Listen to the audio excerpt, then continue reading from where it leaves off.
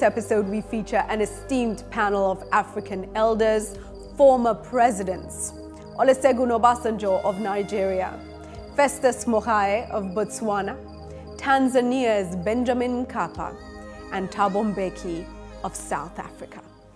Welcome to the show.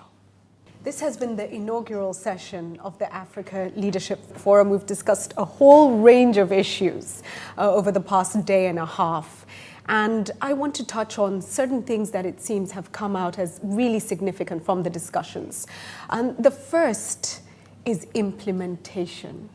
As heads of state, I'd like to get your take on the question of governments and implementation of policies, which has come out as a particular challenge on the African continent. President Mbeki, what are the challenges we face in actually implementing some of the policies? For the people who were not there at this important inaugural meeting, I think it's necessary to say that this was an inaugural meeting of the Africa Leadership Forum, and initiative of President Ben Mkapa with the Uongozi Institute, and the matters that served on the agenda, which were important, are issues of the management of diversity, management of our natural resources, the challenges of transformation on the continent, and what sort of partnerships the continent needs in order to achieve its objectives, particularly the issue of sustainable development. So the issue about implementation arose in that context. To say, in fact, if we take the African continent generally, a lot of these issues have been on the African agenda for a long time, because, for instance, the issue of the management of diversity is an issue that's faced all our countries across the continent, and therefore, quite naturally, the continental organizations, the OAU, the African Union, have discussed these matters and taken certain positions. And therefore, that there is a fair amount of, fair volume of policies which address even these various matters that served on the agenda of the African Leadership Forum. That part of the challenge that's arisen is this question of implementation. And so, and quite correctly, the forum was discussing this thing to say, surely we took these decisions because they are important. And a forum like the African Leadership Forum surely must have a role in terms of encouraging to say, what is it that we do, not just to be adding new things and then nothing happens. Let's add the new things, but let's also act as some kind of catalyst to make sure that these decisions are indeed implemented continentally.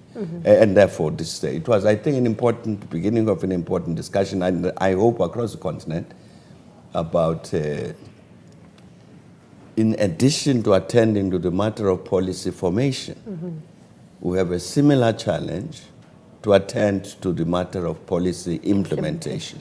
And I think it was important that the matter was raised. President Mkapa, this is your baby. Yesterday, you gave a passionate presentation on the question of dependency and mindsets. And numerous issues have arisen at this forum. But tell us, what inspired you to actually do this? And do you think we can actually do things differently, which is what you proposed? Well, as President Mbeki has pointed out, we have a mass of resolutions and volumes of consensus on a succession of meetings at national, regional, and continental levels. First, we don't sit back often enough to review what has happened in those resolutions and the consensus. We don't discuss enough whether we have adequate institutions for implementation. We don't stop or get together to review each other's experiences in implementation of agreed policies. we don't get together to review the impact of our resolutions on our own societies, but also what is elicited from the extracontinental powers and organizations. And this is really what the challenge is about. We can refine the resolutions, we can refine the decisions, we can make them more responsive to changes, whether the effect of globalization or regional integration. But we must have a mechanism, a forum regularly where we can review progress. I think that is the first thing we did agree upon.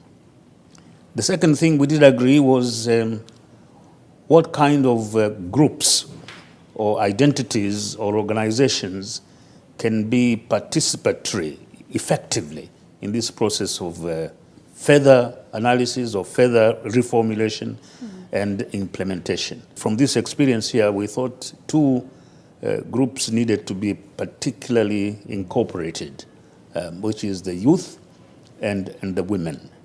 Their voices need to be heard, but especially the women being the principal implementers in areas calling more urgently for implementation, agriculture and small and business enterprises. I think their voice and their experience would make our conversations more relevant and certainly more inducive to change and transformation. Thank you for that, President Mkapa. President Mogae, let's just look at the issue of implementation and particularly perhaps institutionalism. One of the issues that has arisen, for instance, are your concerns that Botswana may be slipping back.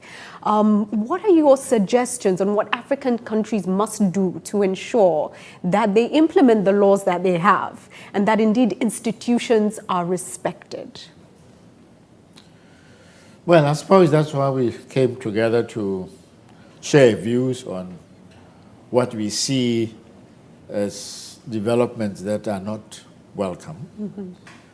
We also believe that we should have strong institutions.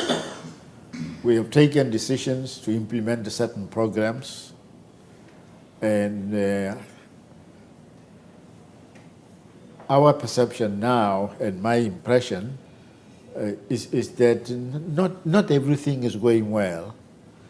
The strength of our institutions seem to be under challenge, and also our implementation capacity, therefore, is to that extent weakened. We have previously taken the right decisions to do the right thing, but now we don't seem to be implementing what we have decided to do. That's what is worrying me. I am not critical of what the policies are. It's lack of implementation of those policies. In any undertaking, if you are not progressing, You're moving back. You're going back. A quick question before I come to President Obasanjo. Do you think the lack of implementation is lack of awareness, lack of capacity, or do you think it's mischievous in some situations? We have greater capacity now than we used to be. We have at our disposal more information on a whole range of issues than used to be the case in the past. And therefore, I would have thought that our implementation capacity would be much better than it used to be. Let me come to you now, President Obasanjo, on leadership.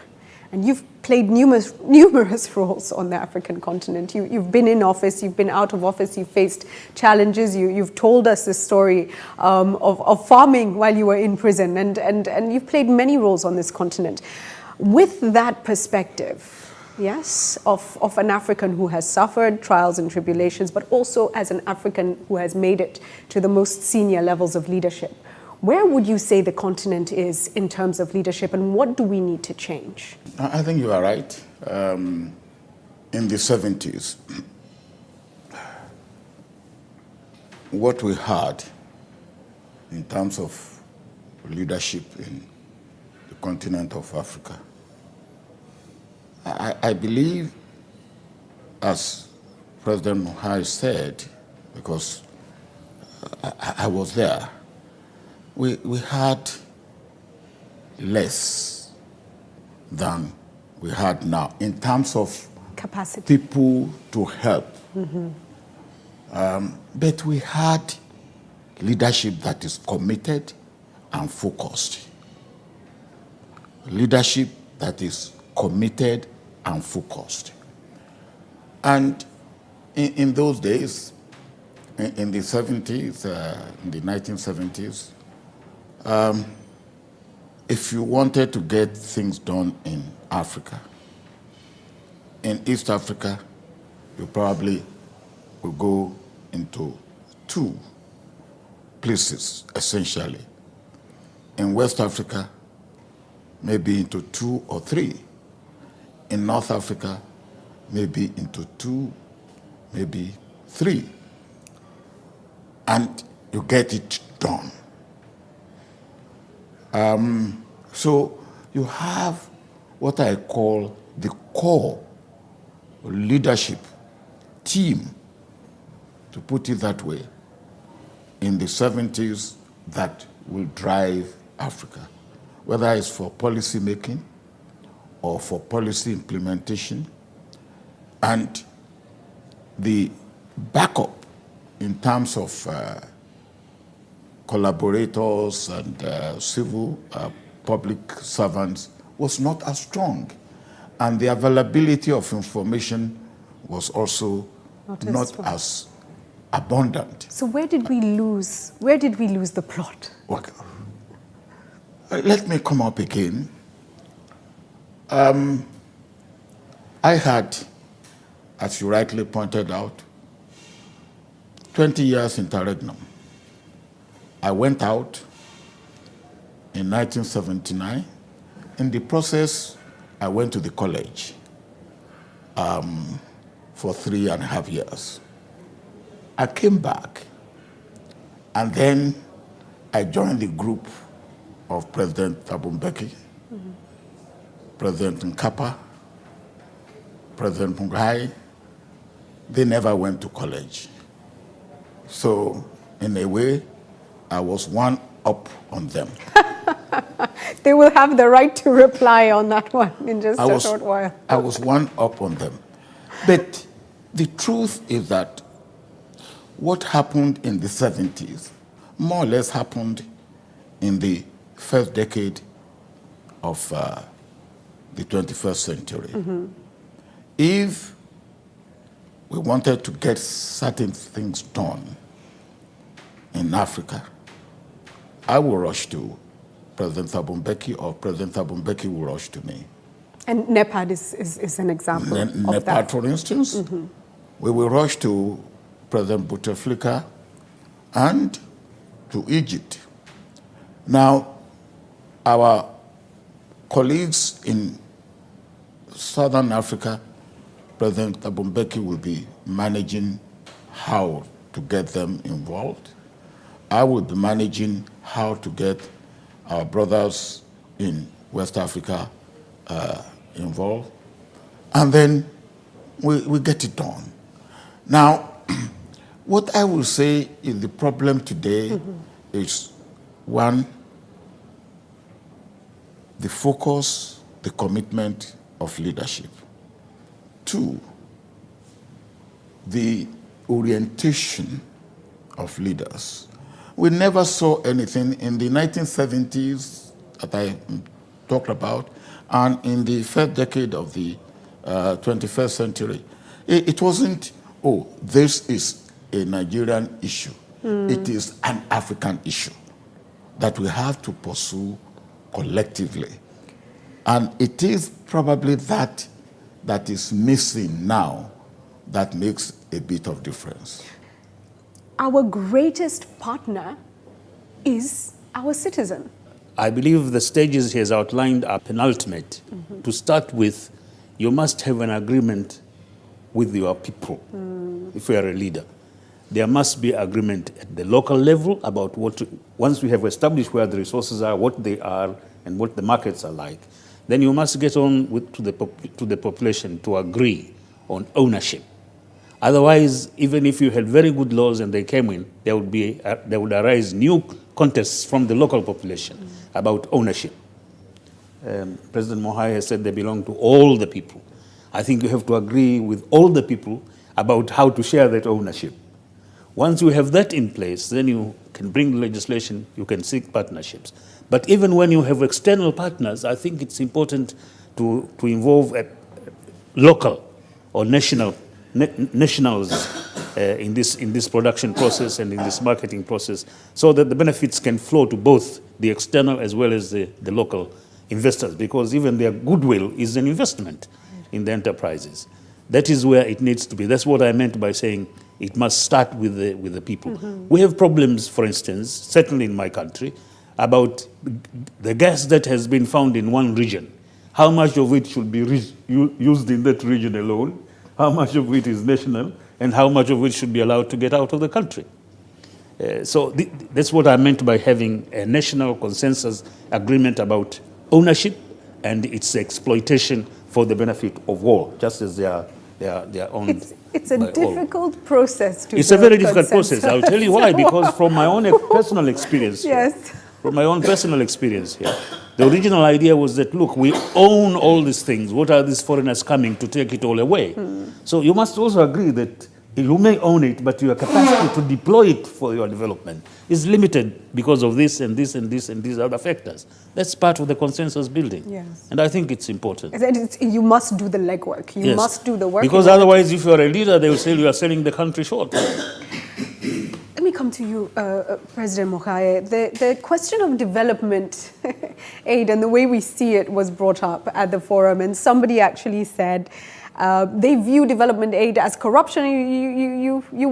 You know, issued a small warning on that and said we mustn't have those kinds of absolute perspectives. What are your thoughts on development aid? And particularly, you know, the challenge is we've had a lot of development aid pumped into Africa, and much of it has not benefited the continent.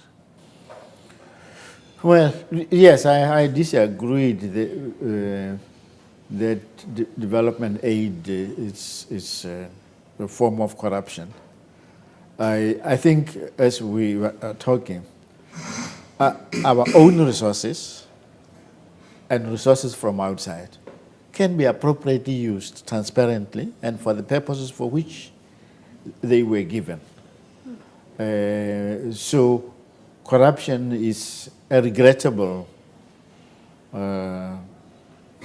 phenomenon because it does undermine and steals and undermines development and undermines confidence and deprives the ordinary people or the majority of the benefits they would otherwise receive. So when there is corruption, then, or to the extent that there may be corruption, to that extent the people are denied of what is rightly theirs.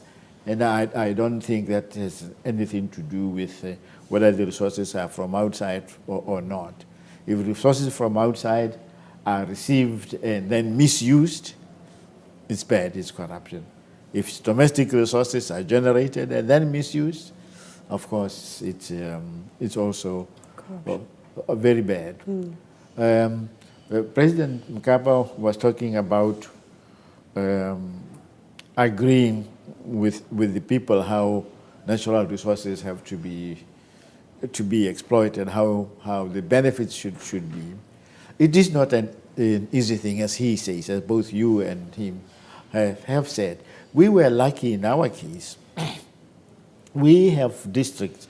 These districts are associated with tribal groups. And the mineral resources in these districts or tribal regions vested in those tribes.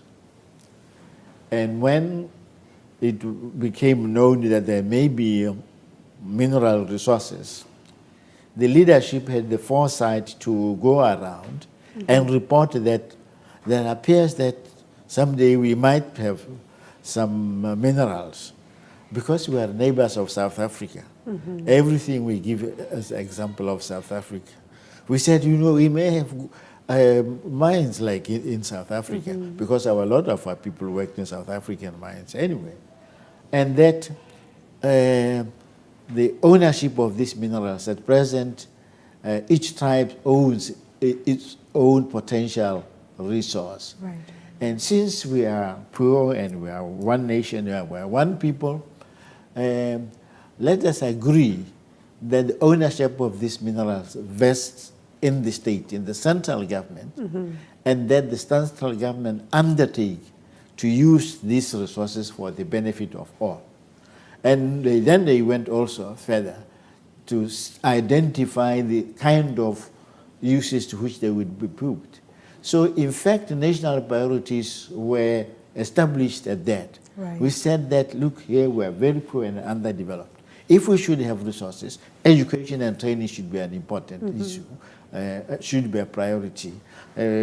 Public health and primary health care should be provision of water, because we are a semi-arid country. That's why provision of water would come in as a major priority. And then we said we should build roads to connect our tribal reserves. That was national unity. And everybody applauded. It doesn't mean that everything you do would later, people would ululate. They would still criticize and say, so-and-so is getting more. In our case, maybe it was an element of luck that we addressed these issues before the revenues actually began to flow. I think Tanzania has that opportunity.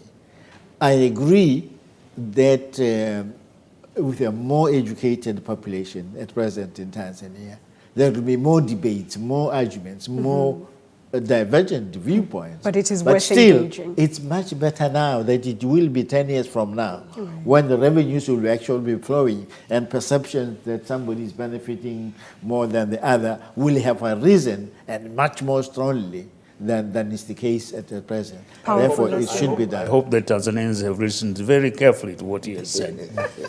But we want to, that insight, that personal take on your greatest challenge in office. What are you most proud of? What did you achieve that you hold on to? But also, what would you perhaps do?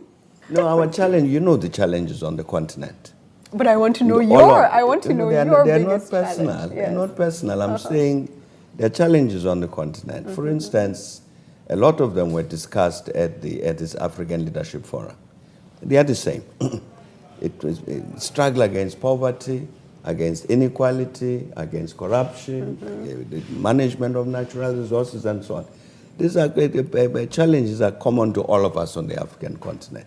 And I'm quite sure that as you see all of us here, we've tried to attend to all of these matters, both in a domestic sense, in our own countries, in regions, and on the continent. And that would be true. I'm saying that's true of all of us. And clearly you want greater progress. You want to make progress in terms of defeating poverty on the continent, because we don't want our people to be hungry and poor and uneducated and so on. No access to health services and so on. Can we do more? Yes, if we can do less, let's do more. We want a continent that's at peace. What is this fighting in Somalia and South Sudan, Boko Haram in Nigeria? We are all of us concerned. So that's why I'm saying, you see the question that you're asking then about us individually, then somebody else from outside can assess to say, well, that one didn't do this, didn't do that, could have done better this way. But otherwise, the challenges are the same, and the aspirations would be the same. What kind of Africa do we want? Both for our own nationals and for the larger community of Africans. I'm saying the aspirations would be the same. And to the extent that we have not achieved these goals of the eradication of poverty, of gender equality, and so on, there's work to be done. And if there was more time to do it, I'm sure all of us do it. Your thoughts on this, President Mkapa? I got into office peacefully and democratically. I was able to live peacefully and democratically. That, for me, gives me a great deal of satisfaction. Right. I was the first president in a multi-party Tanzania, and I have passed on a Tanzania still under the multi-party system. I inherited a country that was a united republic. I passed on a country that is a united republic. I was able to leave the country on a development path. I believe that I left the country on a path of faster, or at least back to regional integration, because we were able to renew the East African community in my time, answering to the bigger appeal or aspiration for greater African unity. And so on and so on. But as he said, these challenges are not just Tanzania's. They are common to all African countries, and the aspirations similarly are common to all of us. President Mogae. I would say that I had a wonderful time when I was in office. I had a number of challenges, but we were talking about confidence in ourselves. My country was one of the few countries that had a chief justice from another African country, a chief justice of the country. And at one stage, a vice chancellor of the old university, again from another country, and also another African country. And a court of appeal consisting of judges from neighboring African countries, not only neighboring because they came from as far as West Africa, Nigeria, and Ghana, in addition to mostly from South Africa, Zimbabwe, and Zambia. So I would say that I had confidence in myself and in fellow Africans, and I made the judgments together with my government. But of course, national unity was a priority in the context that we talked about inclusiveness. I had occasion to set up a commission to investigate what complaints various communities have, because there arose some people said that they are not mentioned in the Constitution, and therefore they are being discriminated against in that sense. So I had to set up a commission which went throughout the country and produced a report to look at the Constitution, the wording in the Constitution. So that went off successfully. So I'm proud of that, because it was a challenge based on perceptions, which we were able to prove that that was not the case. Right. So those are some of the challenges that one faced. Otherwise, of course, my country was one of those that wore the heaviest burden of disease, which was AIDS, and that became priority number one for me. But those are some of the things that one did, and that one feels that, well, I may not have done too badly. Regarding one that I could have done differently is regarding women. I believe in the women of Botswana, and I felt that all you need to do is to facilitate them, make credit available to them, give them the right to own property in their own right. We passed various laws and amended the laws to make that possible, and for them to vote and stand for office. And as they were doing very well at university, for instance, in the last 3 years of my administration, more women were graduating from the university for 3 years than men. Amen. So I thought that they would take active part in politics. It's not happening. Into parliament. They do take part in politics. In all our parties, the ruling party and opposition, and yet they don't elect each other. So what I would do, therefore, I now subscribe. I rejected the concept of quotas as being too artificial. I felt that you don't regulate human behavior, but now I find that I now admit that maybe that's the only way of achieving gender parity. Affirmative action may be necessary. We finish, President Mkapa, with a final word from you.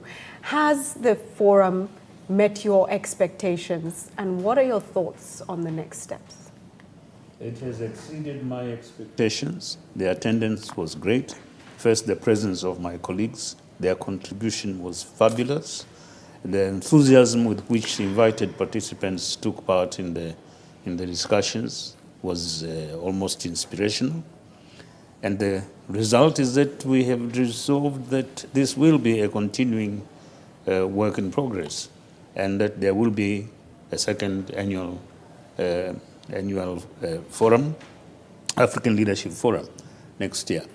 We have exchanged ideas about what themes will be of immediate developmental impact to take up at the next session, and we'll continue exchanging views about that.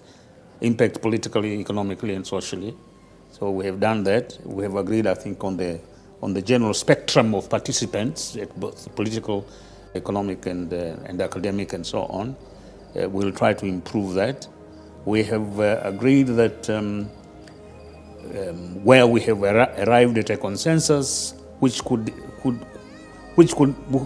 be deemed worthy of consideration by incumbent presidencies, there should be a mechanism by which that consensus can be passed on to them.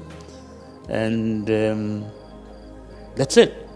We want to thank the Uongozi Institute for this organization, and we will certainly maintain better links with other Pan-African institutions that may have an impact on our forum work, such as the African Forum, universities, and other foundations that are of interest, as President Becky pointed out in his keynote address.